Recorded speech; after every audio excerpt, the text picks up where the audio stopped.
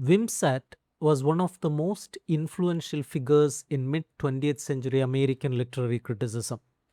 His book, The Verbal Icon Studies in the Meaning of Poetry, was written in collaboration with Monroe Beardsley. It was published in 1954 and stands as a foundational text of new criticism. The book brought a decisive shift in the way poetry and literature were understood and taught, especially in universities. Instead of focusing on the author's personal life or the reader's emotional response, Wimsatt argued that a poem should be treated as an independent and self sufficient work of art. At the heart of the verbal icon lies the idea that a poem is a verbal icon.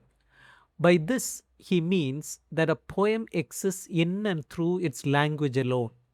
Just as a sculpture or painting can be studied without constant reference to the artist's intentions or biography, a poem can be understood by examining its words, structure, and meaning.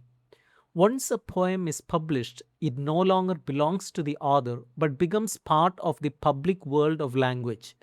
The task of the critic, therefore, is not to recover what the poet privately intended, but to analyze what the poem actually does on the page. Wimsatt insists that literary meaning must be found within the text itself. He makes a clear distinction between internal evidence and external evidence. Internal evidence includes the words, images, metaphors, rhythm, irony, and structure of the poem. External evidence includes the author's letters, diaries, historical background, and personal experiences.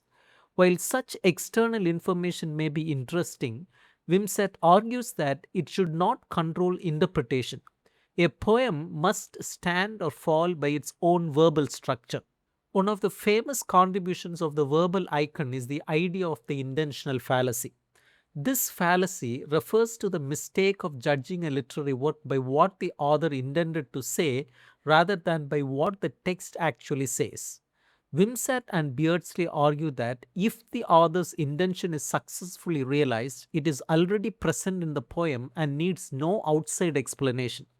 If the intention is not realized, then it is irrelevant.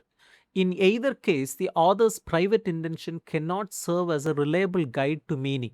A poem is not a coded message waiting to be decoded by consulting the author's mind. It is a finished artistic object. Equally important is the concept of the affective fallacy, which criticizes approaches that judge a poem by its emotional impact on the reader. Wimsatt warns that focusing on feelings such as pleasure, sadness, or excitement turns literary criticism into a form of psychology. Since readers respond differently based on their personal experiences, emotional reactions cannot provide an objective basis for criticism.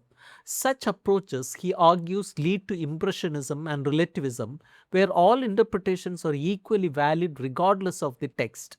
For Wimsatt, serious criticism must focus on the poem's language, form, and structure.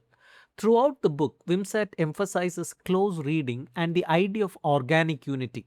He believes that a good poem achieves a balance among its elements such as imagery, meter, metaphor, and tone. These elements work together to create complexity and depth.